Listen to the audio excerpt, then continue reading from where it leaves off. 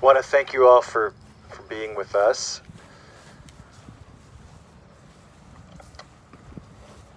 Before we make any comments, utter any words, I want to look to the book of Psalms for some guidance, and I'm going to chant Psalm 23 first in the Hebrew and then offer the translation in English.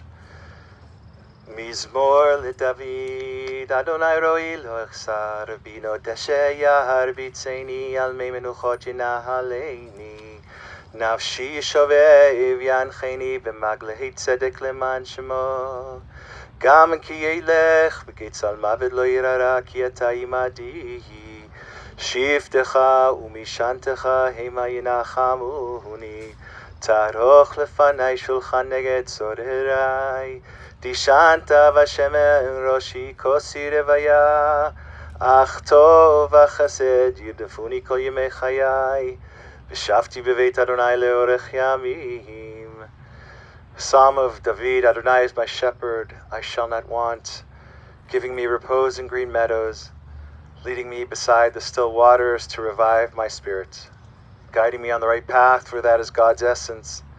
Though I walk through a valley of the shadow of death, I fear no harm, for you are with me. Your staff and your rod comfort me. You prepare a banquet for me in the presence of my foes. You anoint my head with oil. My cup overflows. Surely goodness and kindness shall be my portion all the days of my life, and I shall dwell in the house of Adonai forever.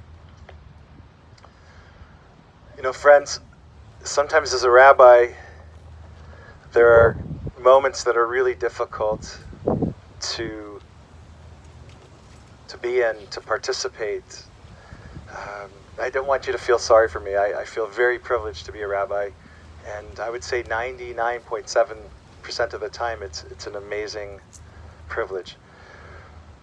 But this moment is very hard, and what's strange for me, and I'm trying to do the math, which is silly, I didn't know Ruth for very long, and I didn't know her that well, but she hit me right in the kishkas and right in the heart.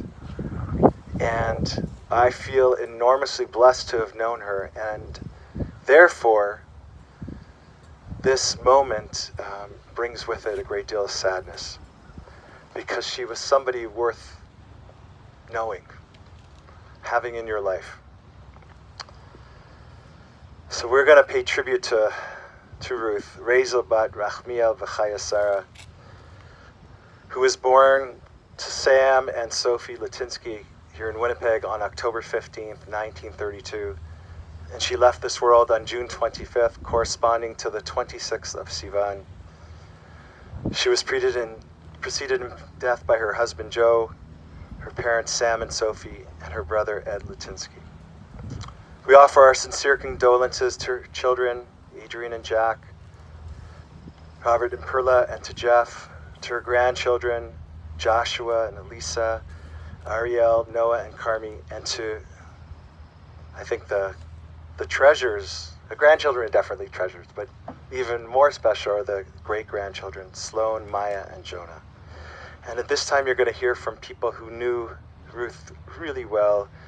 We'll hear first from Adrian, then from Ron and Jeff, and then from her Einaklach, from her grandchildren, Josh and Elisa.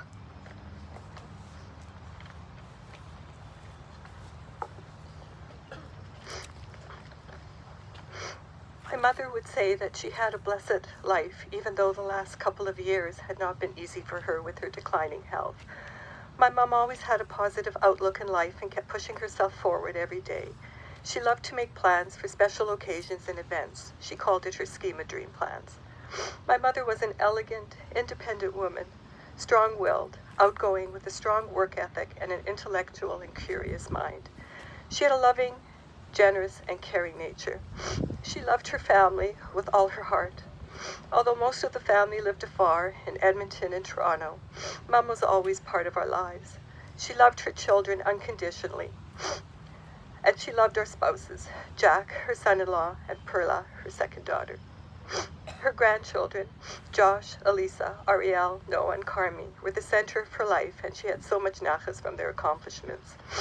As the family grew and the grandchildren married, she adored their spouses and partners, Sarah, Soren, Lisi, and Renee. Her greatest joys was the birth of her great-grandchildren in the last few years, Sloan, Maya, and Jonah.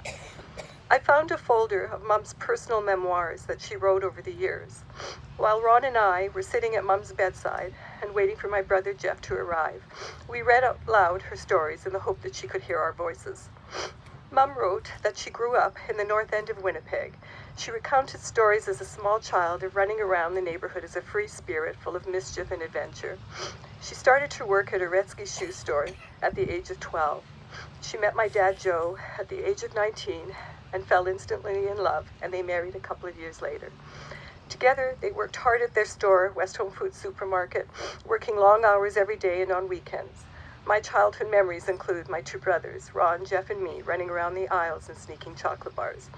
Later, they expanded the business to include Ye Olde Butcher Shop.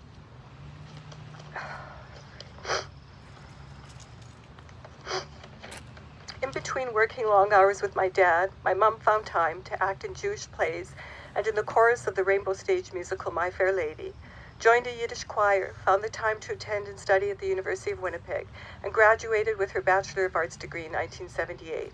She was so proud of this accomplishment. My mom decided that she wanted to teach Yiddish and applied for a teaching certificate and worked as a Yiddish teacher at IL Parrott School in Talmud Torah for a couple of years. My mom was so full of life and energy. In between work, raising 3 children, and her extra activities, my parents loved to entertain. There were many pool and barbecue parties and card games at their home at 71 Vanier Drive. My mom loved to sing and dance, and when the music played, she couldn't resist getting up to sing and dance for her friends. My parents were wonderful dancers together on the dance floor. The high holidays and Passover were a highlight with many specially prepared delicacies, prepared carefully by my parents. The living and dining rooms are filled to capacity with tables and chairs, filling up the space with my mom's parents, Sam and Sophie Latinsky, our Bubi Ita and Zadie Akel from my dad's side in Toronto, extended family, and other invited guests. My parents were very generous and believed in tzedakah, the Jewish word for philanthropy and charity, in order to make the world a better place. They always gave generously to the Jewish community and supported causes in Israel. They welcomed and befriended into their home a Russian immigrant family and helped them settle in Winnipeg. They sponsored a young Polish boy named Wacek to stay with them for a few months, helping him find work so he could send money home to his family. He was the great-grandson of the Polish family who rescued my father's family in Poland during World War II, saving them from the fires of the Holocaust. Years later, my parents made the trip to Poland to visit this family. My parents started a tzedakah fund with our families to raise money every year to send to this Polish family, never forgetting their bravery, and we have continued this charity into the next generation. My parents loved to travel. They went on many cruises, visited Israel, Mexico, and Argentina, where they met my father's long-lost cousin, had many visits to Toronto to visit family and friends. They never missed a family simcha. Later, after they retired from work, my parents vacationed in Hallandale, Florida every winter in their condo and enjoyed the Floridian sunshine. In 2013, my father passed away and my mother lost her soulmate. She was a strong, independent woman and continued to enjoy her winter vacations in Florida and once in Palm Springs until she was no longer able to travel. She always felt young at heart, no matter the obstacle. My mother had a tragedy in her life when her beloved brother Ed passed away from a tragic accident. Her mother became very ill and passed away in 1985, and her father passed away in 1999. She always kept in contact with her sister-in-law Ada Latinsky in Winnipeg and her sister-in-law Marion and brother-in-law Sam in Toronto, her many nieces and nephews and great-nieces and nephews who all adored her, other extended family and dear friends from all over the country and the USA. She never liked to miss a phone call. She was lovingly known as Baba Ruthie and Auntie Ruthie. She became the family's matriarch and the heart and soul of our family. My mother's first language was Yiddish, and she loved all things Yiddish and Jewish, including Jewish music and books about the Holocaust. She was an avid reader and was reading until the last week before she passed away in hospital. When I came to visit her, I often found her sitting up in a chair, reading a novel and the Jewish Post, her favorite newspaper. During better times, she loved to attend the Eitz Chaim synagogue for the Saturday morning and high holiday services for spiritual nourishment until she could no longer drive. My mom was not a religious person, but she loved to hear the Hebrew prayers and songs and found spiritual comfort being part of her synagogue community. During her last few years, when mobility was becoming increasingly more difficult for my mom, she found solace in the internet and learned how to use email to keep in contact with her family and friends. Mom would spend her time listening to podcasts and Zoom lectures, researching interesting facts about countries, religion, culture, science, philosophy, and history. She would take copious notes in an effort to learn and understand the world around her. She had such a curious mind. We will miss not having my mom at our weekly family Zoom Shabbat gatherings. My mother had a network of dear lifelong friends, many who are no longer here. Your love and support is greatly appreciated. You know who you are. On Friday, June 24th, when we knew Mom's time was coming to an end, I sat at her bedside and was playing music on my iPad. Rabbi Rose dropped in to see my mom in the morning, and he made the Misha Be'erach prayer, a Jewish blessing for the sick. In the late afternoon, while I was playing her favorite klezmer music, she became alert, started smiling, and was moving one of her shoulders to the music. It was remarkable to see the power that music had on my mother and to have this special moment with her. On Saturday, June 25th, we knew that Mom was approaching the end of life. In the afternoon, I played on my iPad various Jewish songs for her. Mom took her last breath peacefully to a Russian Jewish folk song called Tu Balalaika. I am grateful that my mom was able to live independently for as long as she did, thanks to the compassionate support of her home care workers. My mother gave me life, and I remained at her side until the end of her life. Mom, you had a life well lived. Rest in peace. You and Dad will always be in our hearts. We love you.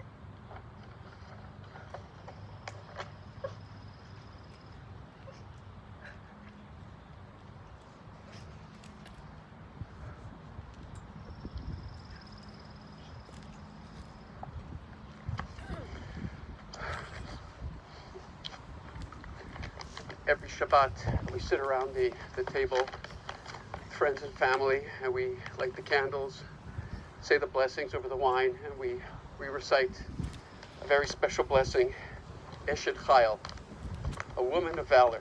And it's to the women around the table and to all women, but today I think it's appropriate that we say it for my mom. A woman of valor, seek her out, for she is to be valued above rubies. Her husband trusts her, and they cannot fail to prosper. All the days of her life, she is good to them. She opens her hands to those in need and offers her help to the poor, the destitute, the lonely, the needy. Adorned with strength and dignity, she looks to the future with cheerful trust. Her speech is wise, and the law of kindness is on her lips.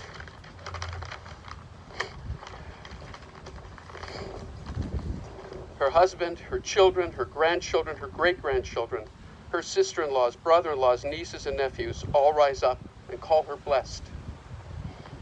The entire community likewise praises her.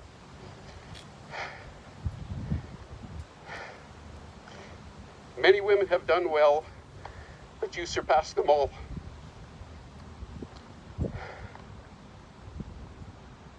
Charm is deceptive and beauty short-lived, but a woman loyal to family, to community, to Israel, to Yiddishkeit, has truly earned praise. We give her honor for her life's work of 89 years. Her life proclaims her praise.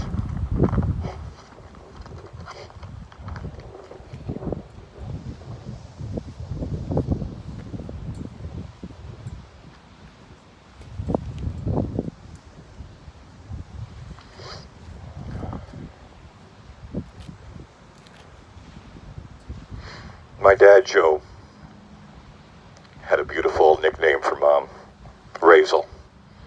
It warms my heart just saying it, Razel. Everybody loves Razel. I'm going to steal something off the CBC called Quirks and Quarks. We're going to start with the quirks of Mom, Ruth, Razel. Food. Oh my God, don't get me started, her obsession for food. It was the stuff made of legends, not just for herself, but for anyone who came over. So here's my mom. Did you eat something? Me. Yes, Mom, I ate. Not hungry. And I had a big lunch. Mom. Take something from my freezer. Take it home. Take some fruit. You need fruit. Me. No thanks, Mom. I'm good, thank you. Mom. You gotta eat. You have to eat. You have no idea how unhealthy it is to go without eating. Then the speeches would concur after that. And the research of health. Okay, Mom, I got it. Okay, hurry up. I'll take something. I gotta go. Okay, Mom, hang on. I'll get a bag. Which leads me to her next quirk. Ruth's obsession with plastic bags. She had hundreds and hundreds and hundreds and stuffed them into a little, to the top in a large bag hanging in the closet, right? And this is her go-to bag. Everything you took out of her apartment had to go in a bag. And once it was bagged, you were not leaving that apartment before she tied it up, not once, not twice, 3 times in knots, making it extremely hard to unravel. But God forbid anything should spill or fall out, even if you walked a block or 2 from her apartment. But wait, there's more. This is a huge quirk of Mom. She had to label all her jars and containers. She was well stocked with this clear masking tape, which she still has in her apartment. It should go in the Smithsonian because she loved that tape for instant food labeling. And it didn't matter if, the jars were clear, crystal clear, you could see right through. She absolutely had to write soup on the tape to make it 200% sure you knew it was soup. Now the quirks. I narrowed it down from 252 to about 1. I call it telephone call waiting drama. We've all been defenseless victims of this game that she couldn't miss one call. Not one. Ever. Right? It was all about the call waiting. So here's how it kind of worked. I'll give you a very short Reader's Digest on this. Winnipeg's on line 1. Click, beep. Hold on. I have another call. Click. Hello. Hello. Always the 2 hellos. Always 2. Hello, Toronto. Hold on. I have Winnipeg on the other line. Click. Hello. Hello. Oh, they hung up. Back to line 2. Or back to line 1. Now, for that unsuspecting person on line 2 who couldn't wait and, had to hang up, Don't worry, you're getting a callback. And Ruth was always good at the callbacks, or at very least leaving a voicemail message to call her back. Rest assured, she would always, always, always call you back, so that was the one thing you can always rely on no matter what. She was very good at keeping you in touch with things, so God bless Razel. In closing, I pulled a couple of lines off a song. It's a legendary American artist and poet, and the song is beautiful. It's called The Dance, and here's my favorite part in this, and it fits Mom and Baba Ruthie very well. And now I'm glad I didn't know the way it all would end, the way it all would go. Our lives are better left to chance. I could have missed the pain, but I would have had to miss the dance.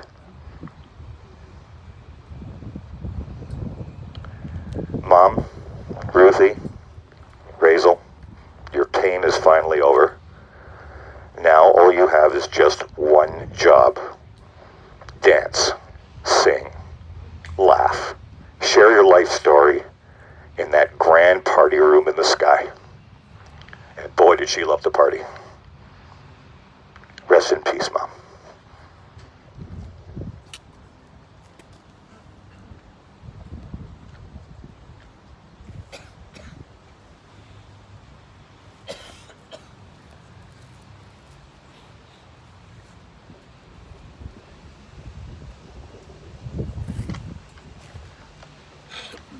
When I think about my childhood, my Baba Ruthie is one of the first things that come to my mind. I've never felt as loved and cherished as I did with my Baba Ruthie.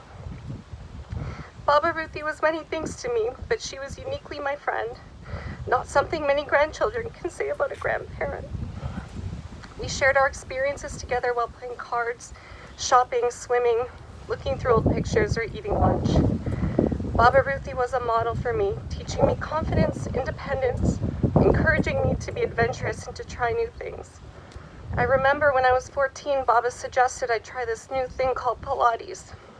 I thought it was the weirdest thing I'd ever heard, and there was no way I was going to be seen doing Pilates. And of course now it's one of the most well-known forms of exercise. Baba always knew before anyone else did. Baba Ruthie taught me not to care what people thought of me, but to do things that made me happy and to follow my instincts. When I was struggling to find direction in school, Baba encouraged me to take a chance and leave the program I was in because I wasn't happy. Because of her, I'm now in a career I love. Baba Ruthie taught me to hold my head high and be confident in my skin. Not something that came easy for an awkward 13-year-old girl, but she always told me I was beautiful and perfect. She believed I was the best dancer in Winnipeg, not even close, and encouraged me to try out for major dance productions in Canada. I never made the cut, but to her I was always a star. Baba Ruthie was a modern, confident woman, ahead of her time. Looking back, I think Baba wanted to make sure I had the opportunities she couldn't have as a young woman, to travel, to get an education, and have success. She was too ahead of her time.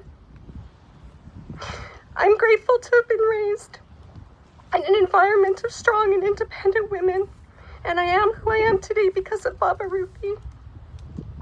I will keep her legacy alive in the way I live my life and the way I raise my daughter.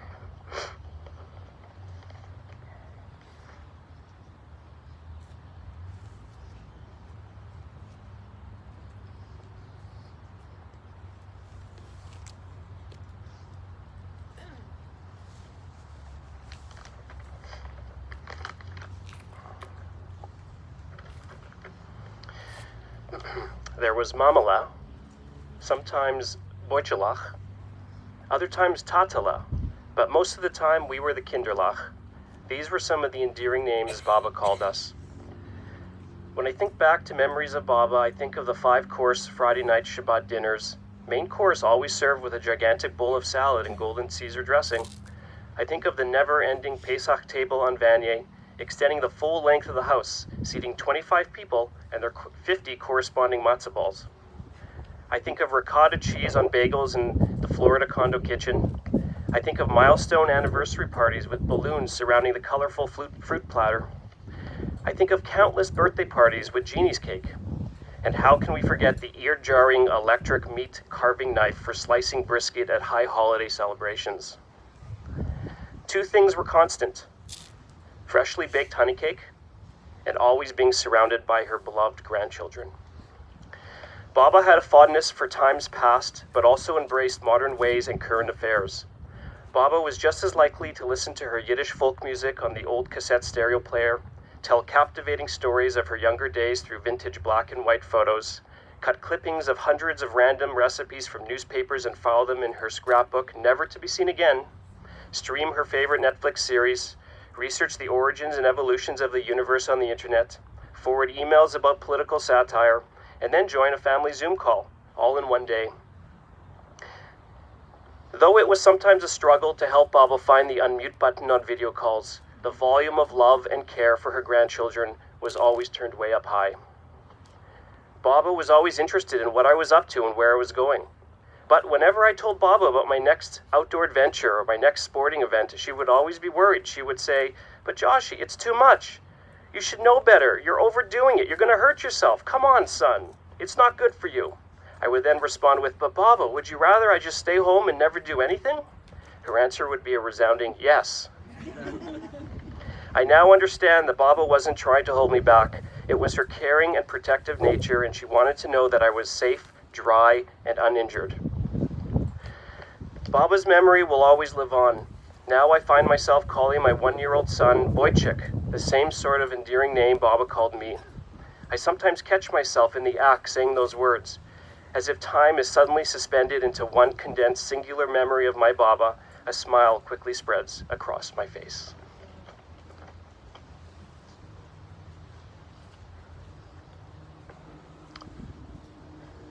Beautiful.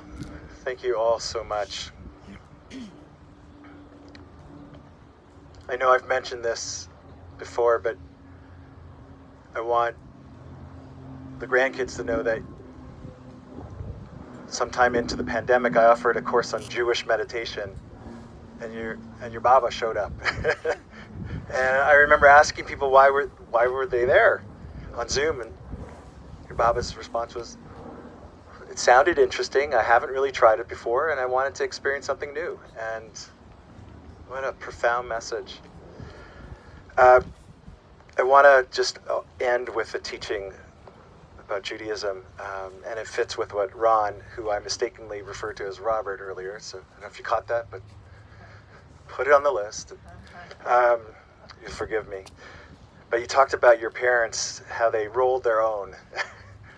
Pardon the experience. But how they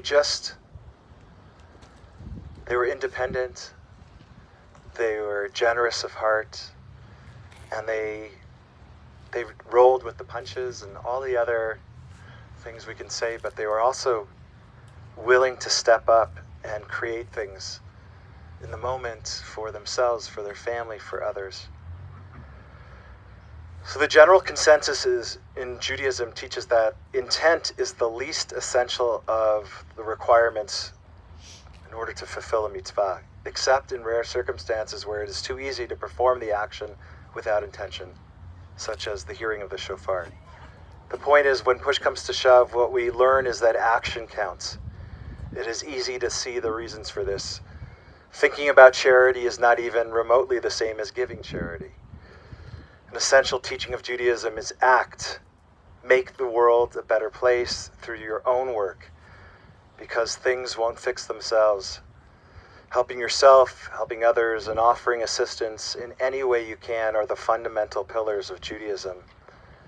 And I think your mom just lived that out. That's what she exemplified and offered to everyone. So this is her legacy, and may we continue to be inspired by her passion for life, a life of independence, a life of worthiness, of dignity, humility, a life of joy, but a life of pursuing meaning. And we thank God for all the blessings which you, Adonai, have bestowed upon us in the form of Rezel Bat Rachmiel V'Chaya Sarah.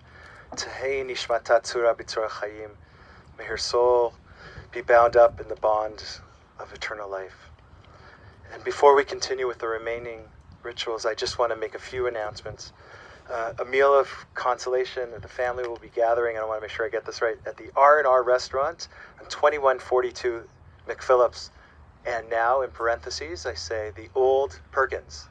Okay, now everybody knows what I'm talking about. Family will be sitting a private Shiva. Speaking of tzedakah, I know for Joe and Ruth, tzedakah was such a critical part of who they were. And so I encourage everyone to consider giving to a particular cause. A family would encourage you to think about giving to the Holocaust Education Program, which is at the Jewish Heritage Center of Western Canada, or the Jewish Child and Family Services.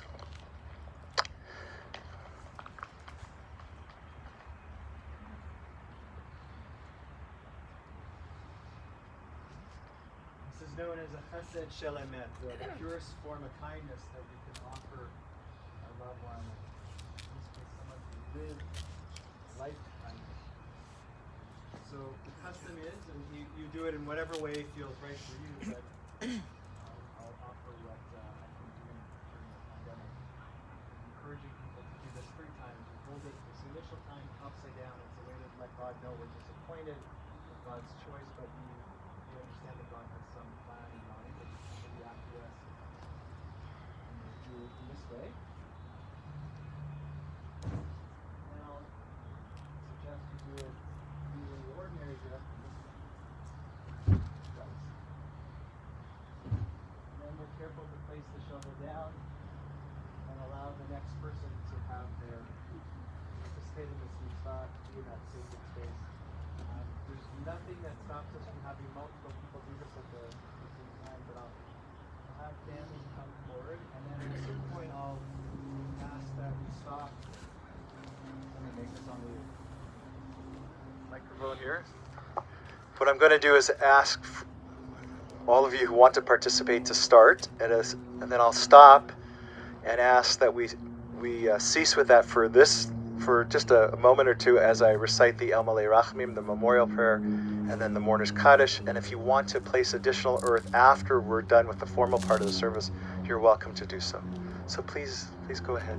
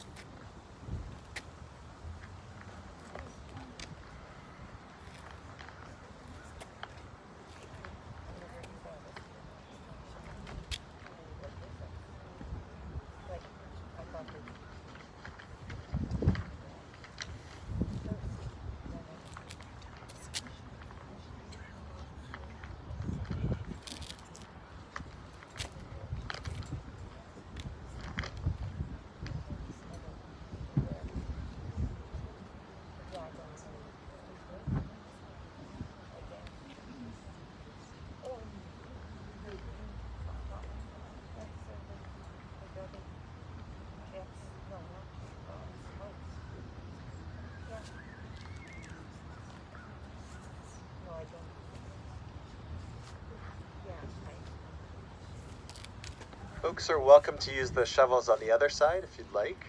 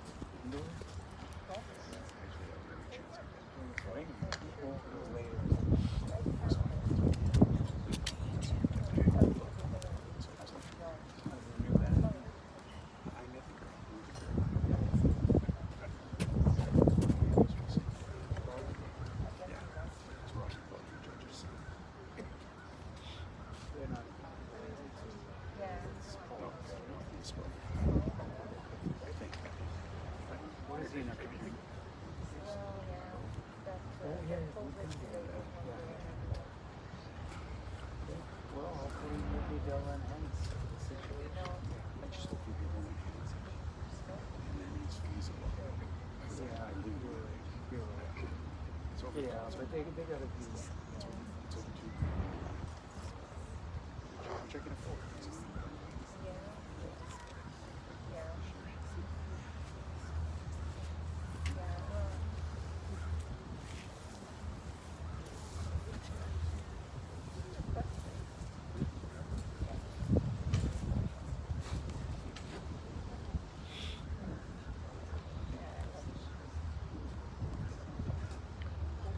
So perhaps we'll have a few more people place earth on the casket, and then we'll stop. And again, if anybody wants to come back afterwards, you're welcome to do so.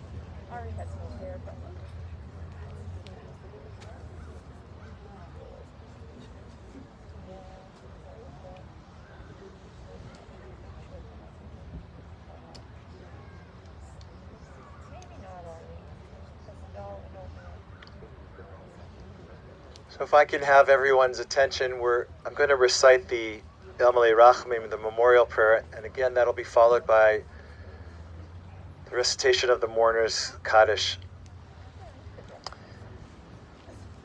El Malei Rachamim Ashochein B'Amromim Hamtzeh Menucha Nechona Tachat Kanfei Shechina במעלות קדושים וטהורים כזוהר כי המזהירים את נשמת רזל בת רחמיאל וחיה שרה שלחה לעולמה בגן עדן תהא מנוחתה. הנה בעל הרחמים הסתיריה בסתר כנפיך לעולמים וצרור בצרור חיים את נשמתה. Adonai hu nachlata v'tanuach b'shalom al mishkava v'nomar amen. Mourner's Kaddish. Yizgadal Shemei Rabah Ve'almad b'yibrach cherutei u'mamlich malchutei v'chayei חיי בכל בית ישראל בעגלה ובזמן קריב ויראו אמן. יהי שמי רבה מבורך לעולם עלמי עלמיה.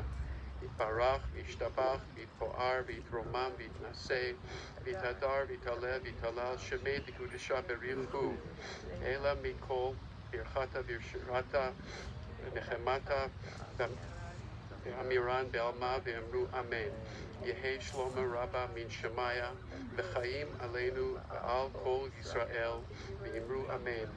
עושה שלום במרומיו הוא יעשה שלום עלינו ועל כל ישראל ואמרו אמן.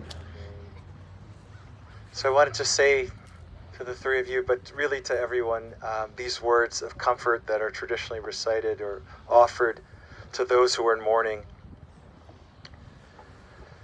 We say to you, Hamakom Yinachem Etchem B'toch Shar Avlei Tzion B'Yerushalayim. May God continue to grant you comfort amongst all the mourners, Zion, Jerusalem, and throughout the entire world.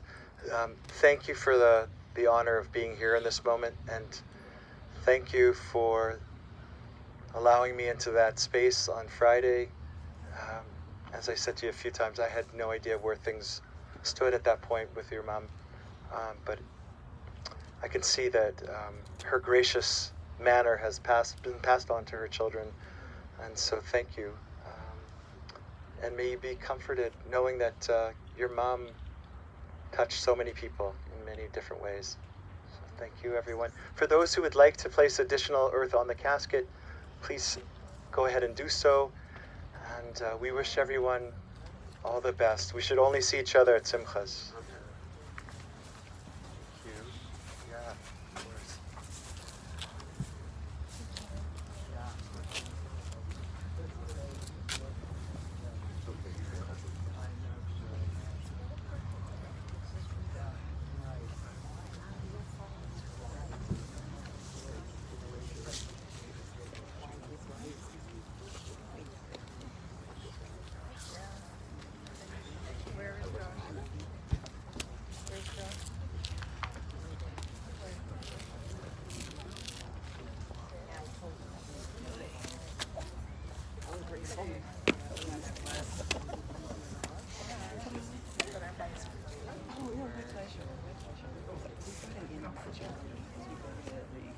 Saturday after our workouts.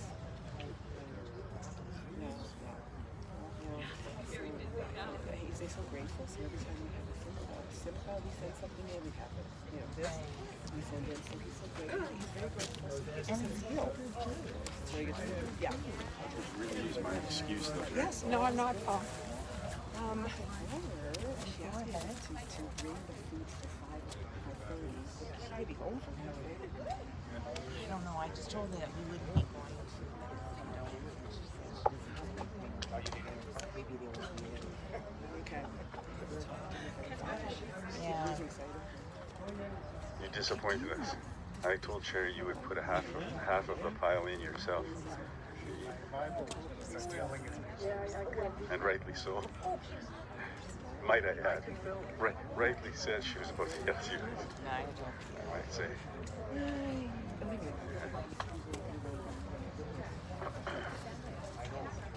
Oh, I have no idea.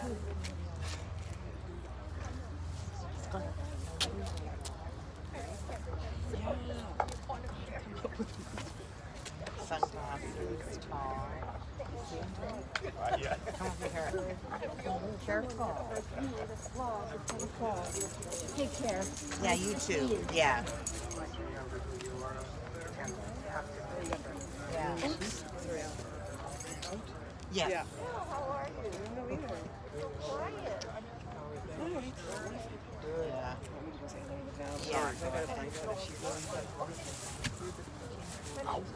Yeah, 5 sounds great. Yeah. Just doing a confirmation. Yeah. Okay, thanks again for doing it. 9619.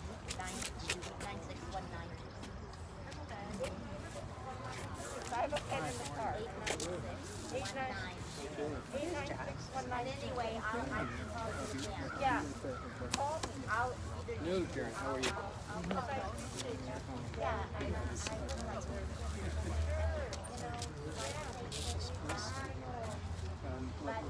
this is the R&R. Remember where Perkins used to be on the Phillips and Leland? Actually between Jefferson and somewhere in